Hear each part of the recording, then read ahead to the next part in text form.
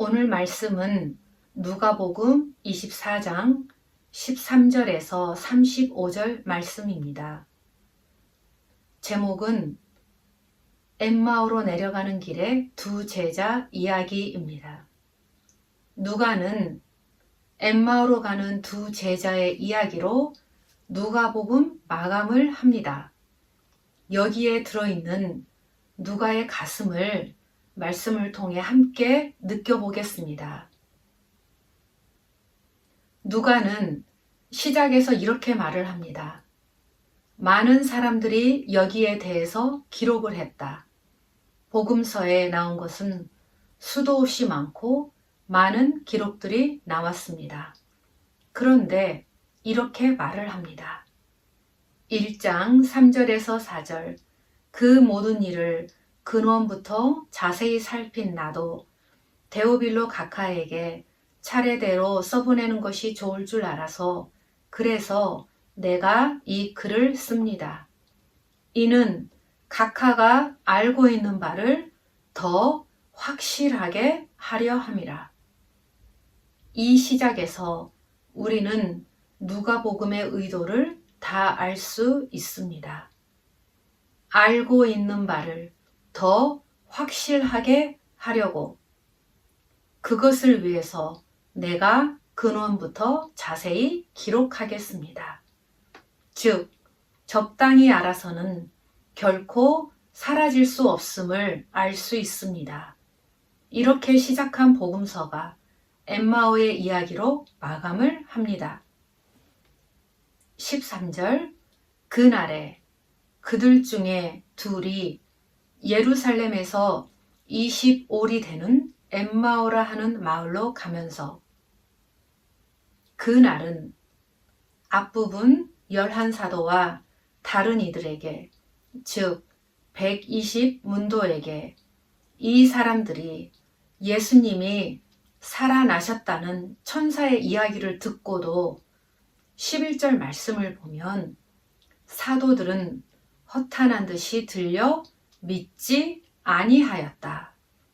그래서 이 사람 둘은 믿지 아니하여서 엠마오로 가고 있는 것입니다. 11사도와 120문도는 남은 자들 중에 남은 자들입니다. 그런데도 이 소식을 전해 들었지만 그들에게 믿음이 분명해진 것은 아니었다 함을 알 수 있습니다. 그래서 그들에게 예수께서 가까이 이르러 동행하셨습니다. 그런데 그들의 눈이 가리워져서 그인 줄 알아보지 못합니다.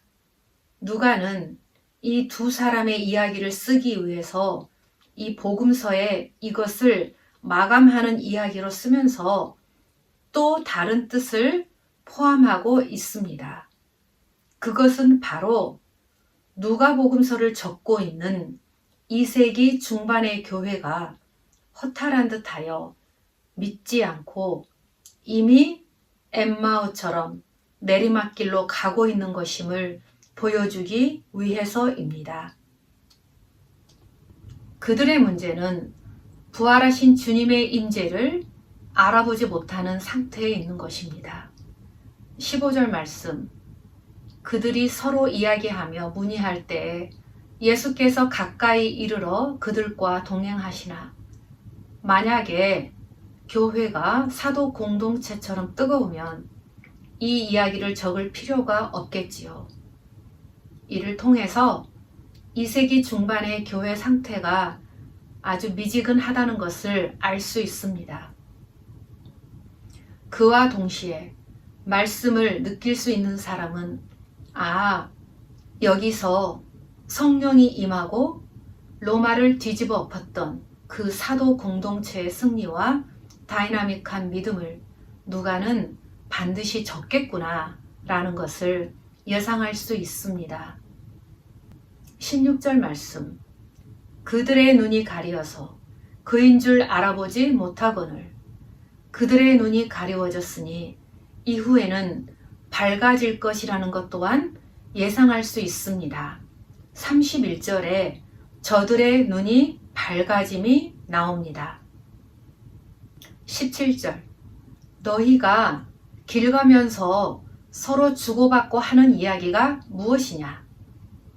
만약에 예수님이 무슨 이야기 하고 있는지 궁금하면 너네 지금 무슨 이야기 하고 있냐라고 물어볼 것인데, 길 가면서 라는 단어에서 지금 2세기 중반의 교회가 이미 내리막길로 주님을 떠나는 길로 가고 있음을 알 수 있습니다. 그랬더니 제자들이 이렇게 말합니다. 19절에서 24절 말씀. 나사렛 예수는 말과 일에 능한 선지자야. 관리들이 십자가에 못 박았어. 우리는 메시아이기를 바랬어. 여자들이 새벽에 무덤에 가 천사들을 만나 그가 살아나셨느니라 그 말을 전해서 우리 중에 2사람이 갔는데 빈 무덤만 보았다. 이렇게 이야기합니다. 엠마오로 가는 2 제자의 이야기에 이 부분이 나오는 이유가 무엇일까요? 이것은 그 당시 교회가 예수님에 대한 정보와 지식은 똑바로 가지고 있었습니다.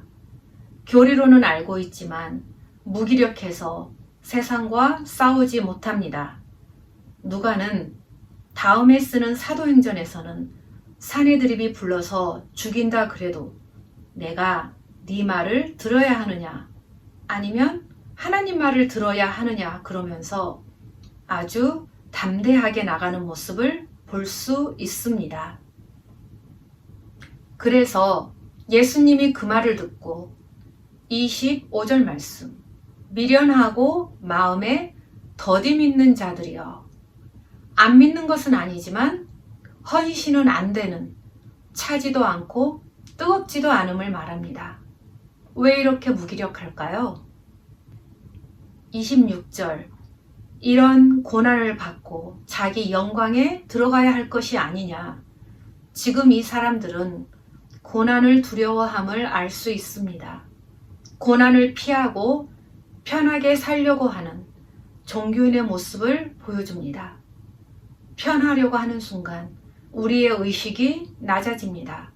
아무것도 아닌 것에 염려합니다. 에고의 뿌리에서 나오는 염려, 걱정으로 완전히 망해서 에너지 레벨이 낮음으로 결코 의식이 높은 하나님 나라를 살 수 없는 모습을 말합니다.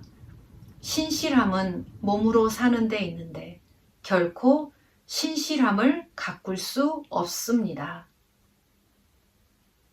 여기까지 무엇이 문제인지 보았고 이제 반전 포인트가 나옵니다. 이 눈이 가리워지고 무기력하게 내려가는 사람들에게 나타나는 반전의 핵심은 자세히 설명하시니라 입니다. 27절 말씀. 모든 성경에 쓴 바 자기에 관한 것을 자세히 설명하시니라. 디아레고마이입니다. 바울이 1차 전도 여행에서 이 사람이 신이다. 온 타운이 모여서 성공했으나 열매는 없었습니다. 2차 전도 여행은 성령의 강권으로 유럽으로 보내졌으나 이때부터 고난이 시작됩니다. 빌립보에서도 데살로에서 도망쳐 나옵니다. 그런데 2차 전도 여행 빌립보에서부터 나오는 말이 디아레고마이입니다. 그러니까 2세기 중반의 교회는 대충 교리만 하는 자세히 알지 못하는 모습을 알 수 있습니다. 자세히 아는 것은 실제를 아는 것을 말합니다. 그래서 사도행전 제일 마지막에 가면 주 예수 그리스도에 관한 모든 것을 담대히 거침없이 가르치더라로 끝납니다. 여기에서 그 끝을 내다볼 수 있습니다. 28절 말씀. 예수는 더 가려 하는 것 같이 하시니 여기서 2세기 중반은 코이노니아가 위기에 처해져 있음을 알 수 있습니다. 요한계시록에서 볼지어다 내가 문 밖에 서서 두드리나니, 이미 예수님이 교회 바깥에 있고 예수님이 우리의 삶 바깥에 계십니다. 누구든지 내 음성을 듣고 문을 열면 내가 그에게로 들어가 그로 더불어 먹고 그는 나로 더불어 먹으리라 말씀하십니다. 다시 말하면 예수님이 보시는 교회는 코이노니아, 떡과 잔을 나누는 코이노니아, 함께 생명을 나누는 삶입니다. 종교가 아닙니다. 29절 말씀. 그들이 강권하여 이르되 우리와 함께 요하시이다.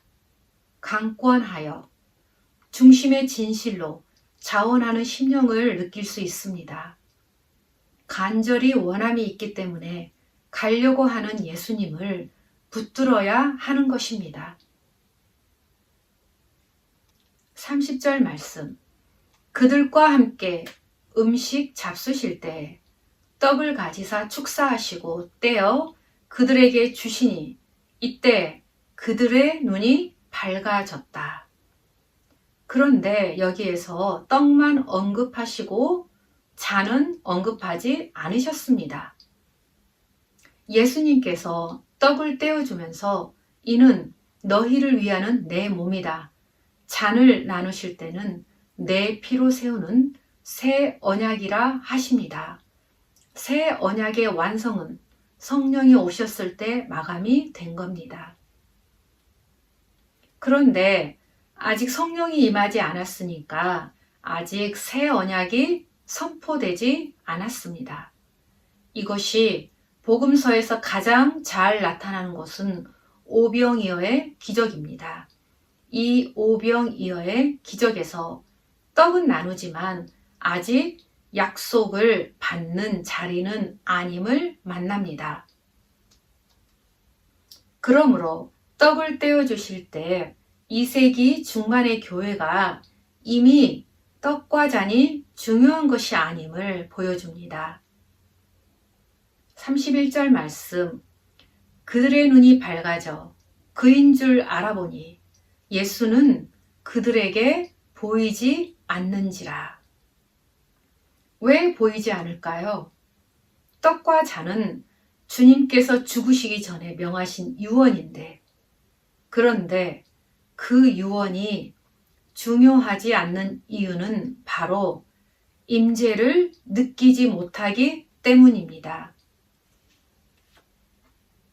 임재는 안 보이지만 그럼에도 불구하고 부활하신 주님, 영이신 주님이 함께 하시는 것을 볼 수 있어야 하는데 안 보이니 당연히 떡과 잔을 나눌 수가 없는 것입니다. 성경 전체의 문제는 광야에서부터 다툰 무리바 사건, 즉 하나님이 함께 계시는가 안 계시는가입니다. 유업의 믿음은 오직 자원함과 진실함으로만 가능합니다. 즉 임재를 못 느끼는 사람은 하나님의 유업, 말씀, 능력도 전혀 누리지 못합니다. 32절. 그들이 서로 말하되 길에서 우리에게 말씀하시고 성경을 풀어 주실 때 우리 속에서 마음이 뜨겁지 아니하더냐. 말씀을 풀어주심으로 확실하게 알 때, 여기서 누가복음 시작 부분으로 돌아가게 됩니다. 누가의 의도를 알 수 있습니다. 말씀을 만남으로 높은 에너지 레벨로 전환되어 열정적으로 살아보라고 말씀하십니다. 에너지 레벨이 높아지니 당연히 방향이 전환됩니다. 33절. 곧 그때로 일어나 예루살렘에 돌아가 보니 11 제자 및 그들과 함께한 자들이 모여 있어 이 사람들은 120문도를 말합니다. 120문도 이야기는 사도행전에서 계속 나옵니다. 요한의 세례로부터 승천까지 우리와 함께 다니던 사람 중에 부활하신 주를 모시고 함께 음식을 먹은 우리에게 갈릴리로부터 예루살렘에 함께 올라간 사람들이 그의 증인이라. 교회는 종교의식이 아니라 함께 생명이 나누어지는 곳입니다. 예수님과 함께 갈릴리에서부터 십자가까지 올라가는 길은 쉬운 일이 아니었습니다. 그 수많은 사람들이 따랐지만 99%가 떨어져 나갔습니다. 그 길에 함께 하는 것입니다. 엠마오 이야기로 마감을 하는 누가의 마음을 살펴보았고 몇 가지 정리해 보겠습니다. 첫 번째, 강조되는 것은 디알레고마이 그리고 떡과 잔입니다. 교회는 서로 만나면 떡과 잔을 나누면서 하나님의 말씀이 풀어지는 곳입니다. 그때 우리의 지식으로 가지고 있던 것들이 우리의 삶으로 전환되어 나타나는 것입니다. 36절, 두 사람도 길에서 된 일과 예수께서 떡을 떼심으로 자기들에게 알려지신 것을 말하더라. 엠마오 이야기의 총 결론입니다. 두 번째, 교회는 지식과 교리로만 아는 것이 아닌 말씀을 자세히 알고 만나서 가슴이 뜨거워지는 것이고 임재를 누리는 것이고 존재 전체로 아는 것입니다. 세 번째, 우리를 속이는 것이 있습니다. 고생할 것인가 편하게 살 것인가는 우리의 선택인 줄 아는데 그것은 거짓입니다. 편함을 추구하는 것은 거짓입니다. 육체로 사는 우리는 다 고생을 겪습니다. 우리의 진짜 선택은 영광을 위한 고생을 할 것인지 애굽에 노예된 썩는 고생을 할 것인지를 선택하는 것입니다. 광야를 통해서 약속의 땅으로 들어가는 고생을 선택해야 합니다. 네 번째, 승천에 대한 것입니다. 누가의 특징은 우주적 왕권을 나타냅니다. 모든 육체, 이 땅의 평화를 이라는 표현을 했고요. 다른 복음서는 갈릴리 바다라고 나오는데 누가는 갈릴리 호수라고 표현합니다. 포로기에 잡혀가서 비로소 여호와 하나님의 참 신실하심을 고백하는 자, 남은 자들 중에 남은 자들, 그 중에 남은 자 느헤미야의 기도에서 하늘의 하나님이여 만군의 주 여호와 천지를 주관하시는 여호와가 나옵니다. 마지막으로 누가복음에서 굉장히 강조되는 것은 기도입니다. 세례받고 기도하실 때 하늘이 열리며 성령이 비둘기 같은 형체로 임합니다.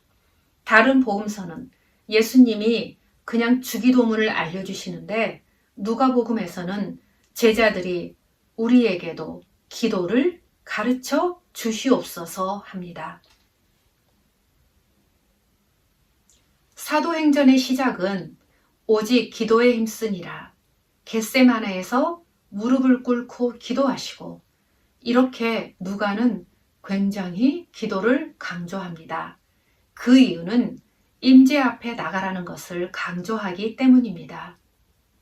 임재 앞에 나아가는 신앙으로 말씀의 에너지로 창조적이 되어서 하나님 안에서 당연히 세상과 당당히 맞서서 싸울 수 있고 또한 내가 정말로 살고 싶은 삶을 향해서 방향을 전환해서 엠마오의 제자처럼 곧 그때로 일어나 나아가는 삶을 향해 걸어가는 것입니다.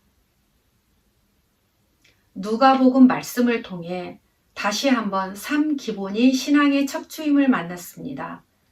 중심의 자원함과 진실함으로 나아가는 예배, 말씀을 풀어서 자세히 알아가는 말씀 만나기, 임재 앞에 나아가는 주님의 기도, 그리고 떡과 잔을 함께 나눌 수 있는 1820 데일리 브레드 순이 2000년 후 지금 우리 앞에 있음이 참 감사합니다.